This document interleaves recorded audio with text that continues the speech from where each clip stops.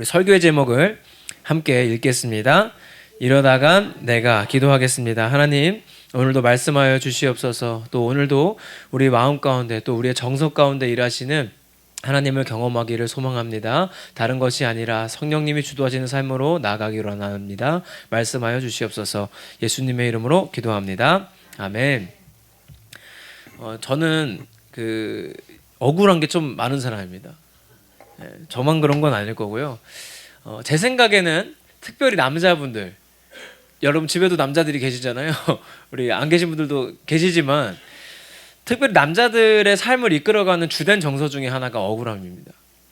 남자 중학생 이후부터는 다 억울합니다. 여러 가지 이유가 있는데 일단 저 같은 경우에는 최근에 이제 억울했던 게 뭔지 생각을 해봤어요. 이 말씀 준비하면서. 근데 뭐가 억울했냐면 저는 매일 4시 반에 일어나야 되잖아요. 새벽에도 가야 되니까. 근데 저희 집 애들이 최근 몇 달 사이 너무 늦게 자요. 원래 10시 전에 잤는데 요즘에 막 11시 반 이렇게 자요. 그러면은 저는 환장하는 거예요. 이제 10시가 넘으면 너무 막 스트레스가 되는 거야. 나 지금이라도 자야 6시간 자는데 11시 넘어가면 5시간, 4시간밖에 못 자니까 그게 너무 억울한 거예요. 그러니까 일찍 일어나는 게 억울한 게 아니라 얘네 때문에 못 자는 게 너무 억울한 거예요. 이것도 억울한 겁니다. 또 어저께까지 해서 전국에 있는 캠프들이 많이 끝났어요. 근데 저희가 사실 제가 이번에 준비하는 과정에 미스가 있어서 날짜를 잘못 계산했어요. 사실 이때쯤에 했어야 되는데 이제 좋은 장소 찾고 하면서 저 날짜 딱 좋겠다 했는데 알고 보니까 이제 저희 동네 고덕이나 저기 동탄 애들은 방학이 안 끝나는데 서울 애들은 방학이 끝난 애들도 있더라고요, 이미. 그럼 우리 교회에서 한 명이라도 개학을 하면 저 캠프는 못 오는 거예요. 그잖아요. 얘를 두고 갈 수는 없으니까. 그래서 사실 이번에 여름 캠프 좀 어려워졌는데 어제까지 또 어느 캠프가 만들어진 지 1년도 안 된 애들이 있어요. 근데 얘네가 원체 유명한 애들이라 오픈하자마자 너무 잘 됐어요. 뭐 한 2,000명씩 왔다가 끝났다고 하니까 그게 또 그렇게 억울하더라고. 우리는 그렇게 열심히 했는데 몇십 년을 20 몇 년을 열심히 했는데 얘네는 야 한두 번 만에 이렇게 되네 하면서 그것도 억울하더라고요. 저는 억울한 게 참 많은 사람이고 저도 알고 있어요. 제 평생에 이 억울함이라는 감정이 저를 굉장히 많은 시간 끌고 다녔다는 거를 알고 있습니다. 그런데 아까도 말씀드린 것처럼 저만 그런 게 아니라 대부분 남자들이 많이 억울하고요. 이렇게만 말씀드렸지만 여자분들도 억울한 게 많습니다. 심지어 내가 억울한지도 몰라서 지금 생각이 안 나는 거지 여러분이 억울해서 했던 행동이 얼마나 많은지 몰라요. 억울함은 2가지 이유로 발생을 합니다. 첫 번째는 신뢰받지 못할 때, 두 번째는 비교할 때 발생하는데 신뢰받지 못할 때가 막 어려운 말 같지만 그거예요. 중학교 남자들이 왜 억울하냐 하면 요즘은 여자들도 비슷해요. 방에서 공부를 하려고 앉아 있어. 근데 공부를 하려고 앉아 있다 보면 핸드폰 연락도 잠깐 보고 싶고 하잖아요. 그러면 잠깐 보는데 그때 꼭 엄마가 들어와요. 과일을 달라고도 안 했는데 엄마가 괜히 과일 들고 들어와가지고 공부 잠깐 안 한 모습을 보고 너 공부 안 하는구나라고 하니까 이걸 억울하다고 하는 거죠. 그러니까 그 억울한 마음이 계속 이어져요. 그래서 언제까지 이어지냐면 대학 가고 취직한 다음에도 회사 다니면서도 억울해요. 왜? 같은 돈 받는데 내 친구는 일을 이거밖에 안 하는데 난 일을 이렇게 많이 하지? 억울해요. 그죠? 이거는 지금 신뢰받지 못한 상태에서 어디까지 온 거냐면 비교하는 거죠. 이제 어떤 회사에서는 이만큼 주는데 비교하고. 이거 목사들도 똑같아요. 어느 교회 부목사는 얼마 받으면서 예배가 몇 번인데 나는 얼마 받으면서 예배가 몇 번이다. 억울한 거죠. 비교하지 않으면 억울할 일이 없는데 사실 비교하기 때문에 억울한 거예요. 그래서 이 억울함은요 반드시 다루고 넘어가야 됩니다. 우리가 이런 정서들을 덮어두고 묻어두고 아니라고 생각하고 살았기 때문에 그동안 어려운 것이고요. 우리는 이런 정서들, 나를 어렵게 하는 정서들을 반드시 다뤄줘야 됩니다. 다룬다는 게 어려운 말 같지만 별거 아니에요. 이 억울함을 나는 억울할 수 있다는 걸 인정하면 됩니다. 왜 이 말씀을 드리냐면 이 건강한 영성은 뭐냐 하면 내가 내 이 나쁜 감정을 가지는 사람이라는 걸 받아들이는 게 영성입니다. 근데 그동안 한국교회에서 많이 해왔던 오해는 뭐냐 하면 나는 억울한 마음이 들 리가 없어라는 상태로 만들려고 하는 거예요. 스스로. 그러니까 무너져요. 왜? 내가 예배 시간에 예를 들면 우리 비교하지 맙시다 막 말씀 듣고 집에 갔어. 그래 비교하지 말아야지. 그래서 집에 갔어요. 근데 바로 비교가 되고 억울해. 이 내 모습을 받아들이기가 어려운 거예요.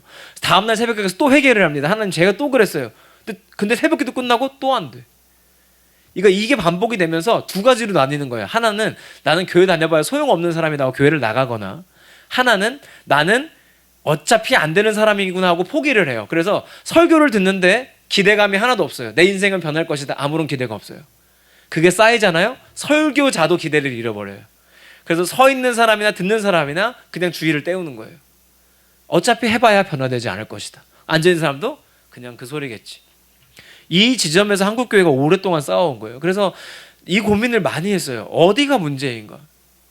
뭐가 문제인가? 왜 우리는 계속 이 길로 가고 있는가? 최근에 제가 본 통계 중에 가장 충격적이었던 통계. 정신병원에 입원한 사람 중에 가장 많은 종교가 어딘지 아세요? 그러면 안 되는 거잖아요. 근데 왜 기독교가 제일 많을까? 그러니까 우리가 영성에 대해 오해한 거예요. 우리는 예수님 닮는다는 말을 너무 오해했어요. 예수님 닮는 건 예수가 되는 게 아니에요. 부처가 되라는 거는 불교고요. 예수가 되라는 게 아니라 예수님 믿는 사람이 되라는 거예요. 할렐루야. 사람은 억울해요. 사람은 질투하고 욕심냅니다. 사람은 자동으로 죄를 짓습니다. 그러니까 이게 우리예요. 이거를 인정하고 받아들이는 것이 결국은 영성입니다. 이 억울한 마음을 내가 받아들이지 않잖아요. 이 억울은 발전하면 두 가지 방향으로 가는데 하나는 안으로 들어오면 우울로 가고요. 밖으로 나가면 분노가 돼요. 그러니까 우울하거나 분노하거나 하는 거는 사실 다 똑같은 감정이에요. 억울함에서 출발한 똑같은 감정. 예를 들면 우리가 가장 억울했던 시기가 되게 오래된 것 같지만 얼마 안 된 코로나 때. 코로나 때 나는 수영천년이 그 장사하고 있었는지 잘 모르겠어요. 근데 코로나 때 제일 힘든 사람이 누구였어요? 자영업자. 왜 우리는 열심히 사는데 우리만 가지고 난리야? 그죠? 4명 모여, 5명 모여, 막 6명 모여, 막 이거 했잖아요. 4명 돼, 3명 안 돼, 막 이런 거 할 때 있었잖아요. 그때 자영업자들이 얼마나 억울해요? 그러니까 그게 다 분노로 표출됐잖아요. 아니면은 우울증으로 가거나. 그러니까 그랬던 이유는 억울함은 발전하면 반드시 그런 감정들로 넘어가기 때문이죠. 그러니까 이 억울함은 우리는 다 알고 있어요. 나쁜 감정이라는 걸. 그런데 한편으로 생각해 보면요, 이런 것도 있어요. 제가 느낀 저의 억울함은 어떻게 보면 저를 여기까지 끌고 온 동력 중에 하나이기도 합니다. 억울해서 열심히 했고, 예를 들면 아시는 분도 아시지만 저희 누나는 음악을 대학원까지 공부했죠. 저는 음악을 한 번도 부모님 돈으로 공부해 본 적이 없습니다. 어릴 때 피아노 학원 다닌 거 빼고요. 음악을 내가 본격적으로 해야겠다 마음 먹은 다음에 배운 건 전부 제 돈으로 했어요. 안 알려주니까. 억울한 거죠. 억울한 것도 저한테는 동력이었어요. 사실은. 그러니까 억울함은 항상 나쁘기만 한 건 아니에요. 문제는 억울함이 삶을 주도하기 시작하면 그때부터 나쁜 거예요. 그러니까 억울한 걸 인정하되 억울함이 주도하지 못하는 것이 결국은 영성입니다. 왜? 그 자리를 성령님이 주도하고 계시니까. 할렐루야. 우리가 하는 작업은 이거예요. 지금 이 작업을 7주를 한 거예요. 오늘까지. 7주를 하는데 7주를 해도 어려운 게 요거예요. 우리가 그동안 감정과 정서를 너무 묻어두고 무시해왔기 때문에. 그러나 오늘 최소한 이 억울함으로부터 구원하시는 하나님의 능력을 체험하게 되시기를 소망합니다. 여러분, 그러면 우리는 왜 억울하고 이 억울함을 가져오는 비교, 우리는 왜 비교할까요? 왜? 사실 이쁘냐 안 예쁘냐, 잘생겼냐 못생겼냐도 비교적인 개념이고, 교회가 크냐 작냐도 비교해야 되는 개념이고, 이 교회가 나한테 맞냐 안 맞냐도 사실은 비교예요. 그죠? 뭐 내 재산이 맞냐 안 맞냐도 비교고요. 내 연봉이 높냐 낮냐도 비교예요. 그러면 쉽게 말하면 세상이 말하는 수많은 그 심리학자들 뭐 이런 그 상담하시는 분들이 말하는 것처럼 비교 안 하면 그만이잖아요. 뭐 SNS를 하지 마라. SNS에 들어가니까 비교할 게 너무 많다. 하지 마라 하는데 안 할 수가 있나요? 요즘 젊은 세대가? 여러분도 유튜브를 하시잖아요. 궁금해 죽는 거예요. 안 할 수가 없어요. 그러면 세상에 이렇게 사는 사람들도 있는데 나는 왜 이렇게 살지? 하고 비교를 하게 되는데, 이거는 제가 몇 주 동안 말씀드린 요 3글자예요. 혹시 기억나세요? 죄실금. 그러니까 우리는 인간이고 본성 자체가 죄인입니다. 그래서 요실금이 쉬를 참을 수 없는 것인 것처럼 우리는 죄를 참을 수 없는 거예요. 비교하지 않는 마음, 비교 안 하는 게 좋다는 걸 모르는 사람 없어요. 안 되는 걸 어떻게 해요? 안 돼요. 죄를 짓고 우리가 그 아담과 하와가 선악과 먹은 이후부터요, 그때부터 이미 비교했어요. 먹자마자 비교해서, 야 너는 왜 옷을 벗고 있냐 그러고, 그러니까 벗었냐 입었냐도 사실은 두 가지의 비교잖아요. 그전엔 몰랐어요. 누가 좋은 옷을 입었냐도 비교해요. 그러니까 우리는 안 하고 싶어도 이 비교는 자동으로 하게 돼 있는 거예요. 죄실금. 그냥 슬슬 흘러나오는 거예요. 그러면 우리는 이 비교라는 현상을 없애기 위해 노력할 게 아니라 우리가 할 일은 뭐냐 하면 비교하게 만드는 그 죄의 근원인 우상을 들춰내야 되는 거예요. 할렐루야.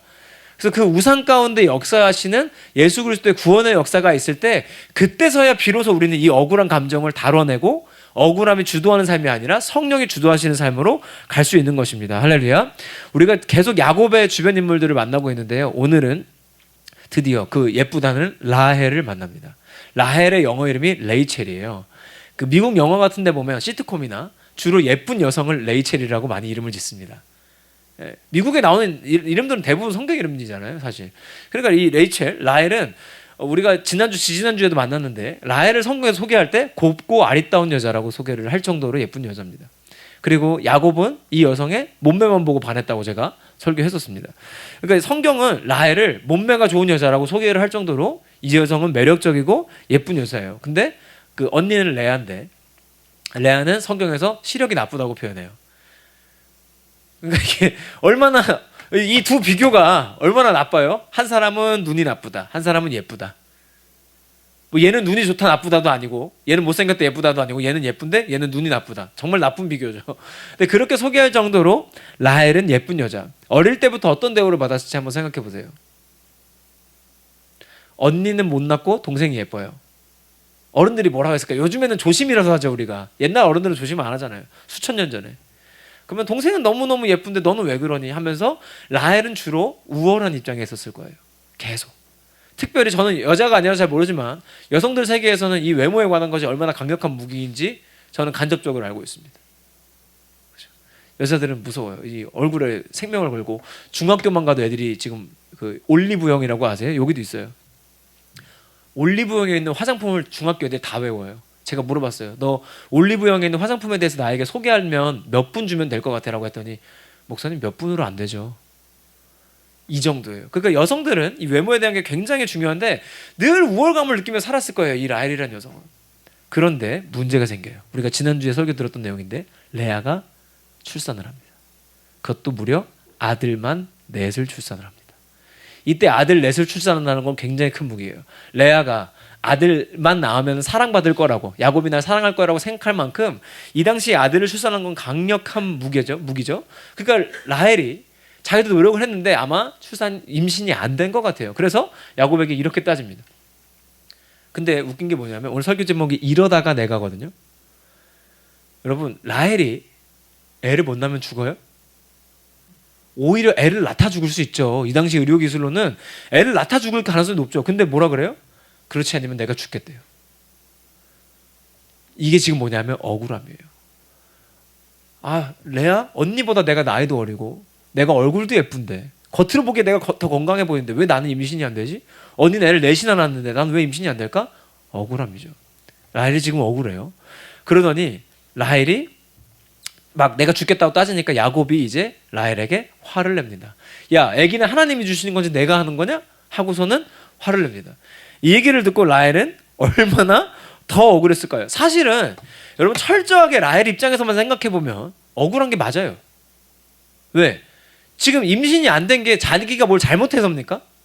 그냥 안 되는 거예요. 여러분 우리가 많이 억울한 경우가 있지만 그 중에서도 제일 억울한 게 내가 손댈 수 없이 이렇게 된 거 있잖아요. 예를 들면 우리 엄마 아빠가 그 내 얼굴을 이렇게 낳았다 뭐 이런 것들 이건 내가 손댈 수가 없어. 그래서 억울해. 예를 들면 한 시대를 풍미했던 금수저, 흙수저 이거 내가 부모를 선택한 게 아니잖아요. 그러니까 억울했던 거예요. 이 세대가. 아니 부모 잘 만난 애들은 저렇게 사는데 나 억울해. 왜? 내가 부모를 선택한 게 아니니까. 특별히 목회자 자녀들 있잖아요. 저는 사실 목회자 자녀들 향한 강력한 사랑하는 마음이 있어요. 동탄 성전에도 여러분 아시는지 모르겠지만 청년부에 다른 교회 목사님 자녀들이 많습니다. 저희 청년부엔 PK가 많아요. PK만 따로 모아도 될 정도로 많아요. 근데 PK들의 그 목사님이잖아요. 패스터 키즈예요. PK들의 어려운 마음이 뭔지 아세요? 이거는 목사님들이 몰라요. 저만 아는 거지. 목사의 자녀인 사람만 아는 거지 사모님도 몰라요. 사모님은 최소한 목사님을 선택했죠. 선택하고 결혼했죠. 자녀들은 선택한 적이 없어요. 근데 태어났는데 태어나서 그냥 교회에 있는데 어른들이 그래요. 요즘은 저희 사랑의 열매한테 그러시는 분은 지금은 없지만 저는 어릴 때 무슨 얘기를 들었냐면 너는 공부 잘해야 돼. 너는 말씀 방송 잘해야 돼. 왜요? 왜? 아빠가 목사님이니까. 내가 선택한 적이 있어요? 그래서 둘 중에 하나인 거예요. 완전 막 나가거나 목사님 되거나. 목회자 자녀들이 그래서 그런 거예요. 억울한 거예요. 나는 선택한 적이 없는데 왜 말씀 방송을 잘해야 되지? 나도 그 8살 꼬만데? 왜 성탄절에 성극할 때 중요한 역할 나도 하고 싶은데 나는 왜 맨날 양보해야 되지? 억울한 거예요. 내가 선택한 적이 없거든요. 그러니까 선택한 적이 없는데 내 자의와 관계없이 해야 되는 것은 억울한 거예요. 라헬 입장에서는 100% 억울한 거 맞아요. 나는 임신 안 하기로 선택한 적이 없어요. 최선을 다했어요. 안 돼요. 내가 언니보다 어린데도 안 돼요. 라헬 입장에선 억울한 게 맞아요. 그런데 여러분 솔직히 라헬 입장에 그렇게 공감이 많이 되세요? 솔직히 애기 안 낳으면 편하고 좋지 뭐. 몸 안 망가지고. 요즘 여성도 그 생각하지 않을까요? 안 그래도 예쁜데 계속 예쁘시겠네. 안 늙겠네. 이 생각 들죠. 여러분 각자에게 주어진 억울함도 그래요. 나한테는 미친 듯이 억울한 일인데요. 남들이 볼 때는 글쎄. 제가 아까 얘기한 거 여러분 공감하셨어요? 다른 캠프 잘 된 거에 대해서 제가 억울해하는 마음에 여러분 100% 공감이 되세요? 안 되죠. 제가 그래서 이 말씀을 드리는 거예요. 우리의 억울함이 그래요. 남이 볼 때는 별거 아니에요. 그래서 내 억울함에 공감해 주는 사람이 많지 않은 이유가 내가 생각할 땐 별로 안 억울하거든요. 그래서 이 억울함이라는 감정이 참 어려운 겁니다. 라헬 입장에서는 너무너무 억울한데 별로 남들이 볼 때는 억울하지 않으니까. 그 라헬은 그런 마음으로 하다 보니까 이제 결론을 내야겠다 생각이 들어요. 내 이 불임, 내 임신이 안 되는 이 문제를 해결해야겠다 하고서는 어떤 선택을 하냐면 라헬에게 여종이 있어요. 이름은 빌하. 네. 그래서 빌하를 야곱에게 들어가게 하고 빌하로부터 자식을 얻겠노라라고 말합니다. 여러분 이 선택도 얼마나 웃긴지 잘 보세요. 자, 야곱에게 아내가 넷이 있어요. 레아, 그다음에 레아의 종 실바, 그다음에 라헬의 종 빌하. 총 4명이 있어요. 자, 그러면은 부인이 넷이라고 해볼게요. 그럼 레아가 낳은 내 아들이나 빌하가 낳은 2 아들이나 다 내 아들 아니에요? 어차피 내가 낳은 게 아닌 건 똑같아요. 심지어 레아는 언니예요. 친언니. 그러면 사실 얘네가 내 조카 아니에요? 오히려? 근데 라헬의 마음이 얼마나 베베 꼬여있냐면 언니가 낳은 애들은 안 되고 내 종이 낳은 애들은 돼요. 이게 억울함의 문제예요. 억울함은 우리 삶을 주도하기 시작하면 내가 말도 안 되는 선택을 하고 여전히 불안할 것인데 그것이 날 구원할 거라고 착각하게 만들죠. 빌하가 아이를 낳으면 내가 구원받을 거야. 내게 아이를 낳는 기쁨이 내 아이가 아니지만 나에게 찾아올 거야. 언니 때 안 됐는데 이건 돼요? 이게 얼마나 아이러니합니까? 우리가 억울함에 주도하는 삶에서는 아이러니한 역설적인 선택을 할 수밖에 없는 거예요. 그래서 우리가 억울함에 주도하면 안 되고 우리 삶에 성령이 주도하셔야 되는 이유가 이거예요. 억울함을 다루지 않는 이유가 이거예요. 우리가 계속 이상한 선택을 하게 되거든요. 죄된 선택. 하나님을 선택하는 게 아니라 죄된 선택을 하죠. 차라리 한나처럼 하나님한테 아기를 주세요라고 기도를 하던가 서원을 하던가 그것도 아니고 여종을 집어넣어서 얘가 애를 낳으면 얘가 내 자식이야 라고 우기는 거죠. 사실 남의 자식인데. 그리고서는 빌하가 아이를 낳는데요. 이 아이들의 이름이 저는 너무 마음이 아팠어요. 이 본문 묵상하면서 아이들의 이름이 단. 얼마나 이뻐요. 단이 이쁘잖아요. 근데 뜻이 뭐예요? 내 억울함을 푸시려고 내 호소를 들으사 내게 아들을 주셨다. 이거 라헬 아들이에요? 아니에요. 야곱과 빌하의 아들입니다. 근데 내 아들이에요. 내게 주셨대요. 그리고서는 하나를 더 낳아요. 언니가 넷 낳았으니까 빨리빨리 낳아야 될 거 아니에요. 하나를 더 낳았는데 이름이 납달리인데 보세요. 내가 언니와 크게 경쟁하여 이겼다. 지금 이겼어요? 자기는 애도 못 낳고요. 아직 숫자로도 딸려요. 한 번도 이긴 적이 없어요. 여러분 이 억울함은 무서운 게 이거예요. 우리가 비교해서 억울하기 시작하면 존재하지 않는 관객 앞에서 관객을 만족시키려고 해요. 제가 일전에 그 말씀 드린 적이 있죠. 부자가 되려면 명품을 살 게 아니라 명품 살 돈을 모아야 됩니다. 명품을 사는 이유는 뭐예요? 부자처럼 보이고 싶은 거예요. 그러면 도대체 누구에게 보이고 싶은 거예요? 관객이 누굽니까? 우리 아이들을 미친 듯이 학원을 보내요. 너는 좋은 대학 가야 돼. 의대 가야 돼. 왜? 내가 누구한테 말해야 되니까. 도대체 그 대상이 누굽니까? 여러분 사실은 관객이 없어요. 라헬과 레아의 싸움을 구경하고 있는 관객이 없어요. 도대체 누구와 경쟁하고 있는 거예요? 라헬은 존재하지 않는 관객을 만족시키기 위해 스스로 경쟁하면서 억울해하면서 스스로 힘든 길을 가고 있는 거예요. 언니한테 졌다고 심지어 그것도 자기가 크게 이겼다고 우기고 있는 게 지금 얼마나 웃겨요. 도대체 언제 경쟁을 했으며 언제 이겼어요? 또 언제 진 거예요? 한 번도 이긴 적도 진 적도 없고 경쟁한 적도 없는데 보이지 않는 관객을 만족시키기 위해 실체하지 않는 억울함 때문에 지금 라헬은 계속 살고 있었던 것이죠. 존재하지 않는 관객을 마치 만족시켜야 하는 것처럼.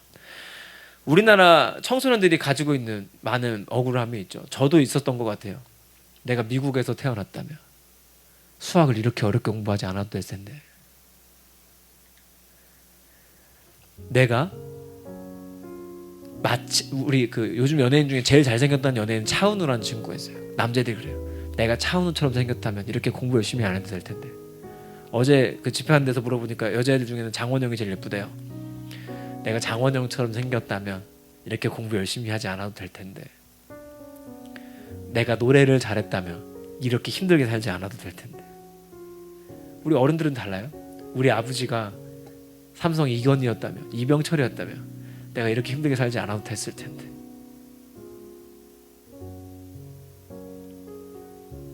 우리는 이런 비교하면서 스스로 억울해하면서 대상이 없는 대상과 싸우고 있어요. 존재하지 않는 대상과 싸우면서 실체가 없는 억울함과 우리는 전투를 벌이고 있습니다. 여러분, 라헬이 이렇게 비교하고 억울해할 수밖에 없었던 그 근원을 파보면 겉으로 드러나면 출산의 문제처럼 보이시죠. 근데 출산의 문제가 아니에요. 지금 출산을 하고자 하는 그 이면에는 경쟁하고 있어요. 누구와? 언니와. 사실 언니도 경쟁하는 마음이 있어요. 근데 그 둘의 경쟁 가운데 관객이 누구인지는 존재하지 않는 거예요. 야곱도 사실 큰 관심이 없어요. 야곱은 레아가 애를 넷씩 낳아도 라헬을 사랑한 사람이에요. 남편의 사랑을 이미 받고 있고요. 라헬은 아이를 낳지 않았지만 여전히 사랑받는 사람이에요. 아들 못 낳았다고 집에서 소박 맞을 일이 있는 여자가 아니에요. 남편이 가장 사랑하는 아내. 근데 경쟁하는 것 때문에 힘들어요. 그러면은 왜 레아와 경쟁하기 시작했을까? 라헬은 완벽하고 싶었던 사람이에요. 왜? 어릴 때부터 예쁘다고 칭찬 듣고 늘 우월했으니까, 늘 이겼으니까. 나는 언니와 출산 경쟁에서도 이겨야 되는 거예요. 질 수 없는 거예요. 용납할 수 없는 거예요. 그렇다면 라헬은 왜 완벽을 추구했을까? 왜? 생각해보면 라헬은 깊은 믿음이 있어요. 어떤 믿음이 있냐면, 이 시대 여성들은 다 가지고 있었을 거예요. 아들을 낳지 못하면 나는 사랑받지 못할 것이다. 이미 그 예쁜 외모로 충분히 사랑을 받고 있지만 내가 아들을 못 낳고 내가 늙어서 예쁘지 않은 상태가 되면 야곱도 나를 버릴 수 있다라는 말도 안 되는 것에 대한 깊은 신뢰가 있어요. 그러면 이것을 향한 깊은 신뢰는 어디서부터 왔냐면 하나님으로부터 오는 신뢰의 부족이죠. 하나님이 날 안 믿는 게 아니라 내가 하나님을 100% 신뢰하지 못하고 있는 거예요. 여러분, 남들에게 믿음을 얻기 위해 아니면 내가 믿는 것을 위해 최선을 다하면 그것이 하나님이 아니라면 비교하게 되고, 비교하면 억울할 수밖에 없어요. 억울하면 괴롭습니다. 억울함이 주도한 삶은 괴롭습니다. 하나님에 대한 신뢰의 부족이 결국 라헬을 힘든 게 맞는 거예요. 라헬이 출산에 집착한 이유는 하나님을 100% 신뢰하지 못했기 때문이에요. 여러분, 라헬이 아이를 못 낳았습니까? 결국은 야곱이 가장 사랑하는 아들 요셉과 베냐민을 낳습니다. 이렇게 하지 않았어도 됐을 텐데, 이렇게 억울해하고 괴로운 시절을 보내지 않아도 됐을 텐데 하나님을 100% 신뢰하지 못했기 때문에 억울함이 주도하는 삶으로 인해 라헬은 꽤 오랜 시간 힘든 시간을 보냈죠. 여러분, 부모님도 못 믿어주는 우리를 하나님이 신뢰해 주십니다. 할렐루야. 하나님이 우리를 기다려주고 계십니다. 우리는 저 사람보다 나은 사람이 아니라 하나님 앞에 어떤 사람으로 설지를 고민해야 합니다. 남들과 비교해서 어떤 걸 쟁취하고 더 나은 삶이 되어지는 것이 아니라 우리는 하나님 앞에 내가 어떤 사람인지 고민해야 합니다. 근데 문제가 있죠. 제가 매주 말씀드리고 있지만 이 말씀 듣고 또 이제 억울해하지 말아야지, 비교하지 말아야지 마음 먹으셔도 집에 가면서 다른 차를 보면서 비교하게 되실 겁니다. 우리는 안 됩니다. 우리 힘으로는 안 됩니다. 다행인 건 뭐냐면 예수 그리스도가 그 억울함으로부터 우리를 구원하시려고 십자가 지셨습니다. 할렐루야. 우리가 예수를 믿고 구원받는다는 것은 단순히 천국 가는 티켓 한 장 받고 끝난 것이 아니라 우리 삶 가운데 나를 나쁜 곳으로, 괴로운 곳으로 끌고 다니는 그 억울함으로부터 구원하시기 위해 예수가 십자가 지신 거예요. 우리의 죄를 해결하신다는 것은 아주 추상적인 사건이 아니라 우리 삶에 이미 구체적으로 역사하고 계신 사건입니다. 그 억울함을 우리 힘으로 끊을 길이 없어 예수 그리스도가 십자가를 지셨는데 우리는 이걸 하는 거예요. 예수님 날 구원해 주셔서 감사합니다. 근데 억울함으로부터 내가 구원받을게요. 내가 비교하지 않을게요. 내가 기도하면 되지 않을까요? 내가 열심히 하면 되지 않을까요? 내가 저 선생님보다 더 열심히 봉사하면 되지 않을까요? 내가 교회에서 이거보다 더 최선을 다하면 되지 않을까요? 나도 아이를 가지면 되지 않을까요? 라헬의 마음처럼 우리도 그렇게 해왔던 거예요, 사실은. 그런데 하나님이 주시는 방법은 이거예요. 성경에 수없이 나오는 기도처럼, 심지어 예수님도 그렇게 기도하셨던 것처럼 우리의 마음을 솔직하게 말씀드리는 거예요. 하나님, 저 억울해요. 하나님, 저 시작한 지 1년도 안 된 캠프가 저렇게 잘 되는 거 솔직히 억울해요. 너무 억울해요. 하나님, 저 뭐 남들보다 잘 나가는 제 주변에 있는 사람들 보면 억울해요. 우리가 저렇게 못된 게 억울해요. 부모 잘 만나서 편하게 사는 자녀들 보면 하나님 억울해요. 우리 이 말을 사람에게 못해도 하나님께 할 수 있어야 돼요. 할렐루야. 여러분, 예수님도요, 겟세마네에서 기도하실 때 뭐라 그래요? 하나님, 좀 못하겠어요.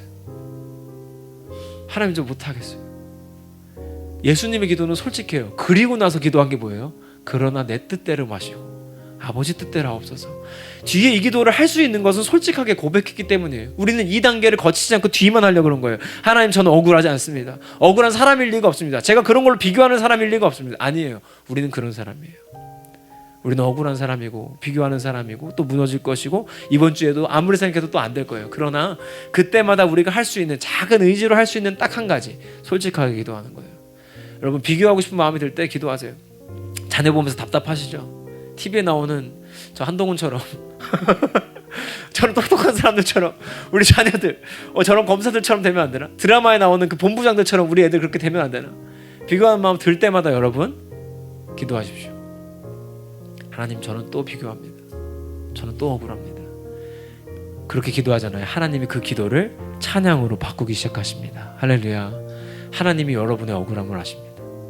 하나님이 다른 사람들과 비교해 떨어지는 내 모습에 힘들어하는 청년들의 마음을 아시고 자녀들의 모습을 비교하다가 무너지는 우리 부모 세대의 마음을 하나님이 알고 계십니다. 하나님이 우리의 그 솔직한 기도를 찬양으로 바꾸시는 거예요. 하나님, 그렇게 억울한 마음 가지고 살았지만 여기까지 인도하신 하나님을 찬양합니다. 억울함에 비교하며 힘들어했지만 여전히 나를 사랑하신 하나님 찬양합니다. 여러분, 우리의 이 솔직한 기도가 찬양으로 바뀌는 그날까지 우리 하나님 앞에 솔직하게 기도하는 하나님의 귀한 자녀들 될 수 있기를 소망합니다. 눈 감아 보실까요? 함께 기도합시다. 이 시간 기도하실 때 여러분, 비교했던 마음들, 억울했던 마음들 하나님께 솔직하게 말씀드려 봅시다. 하나님, 저 억울했어요. 저 그때 많이 힘들었고 남들 잘 될 때 배 아팠고 힘들었어요. 그러나 이 억울함으로부터 구원하신 하나님을 찬양합니다. 인도하여 주시옵소서. 함께 기도합시다. 하나님 기도합니다. 우리의 있는 모습 그대로 하나님께 올려드립니다. 우리 힘으로 이 비교로부터 끊어질 수 없어. 우리의 이 억울한 마음을 해결할 수 없어. 하나님께 정직하고 솔직하게 기도합니다. 하나님, 인도하여 주시옵소서. 특별히 하나님, 이곳에 보내주신 하나님의 귀한 자녀들, 귀한 권속들에게 하나님 억으로부터 구원받아 성령이 주도하신 삶으로 돌아갈 수 있기를 소망하오니 인도하시고 일하여 주시옵소서.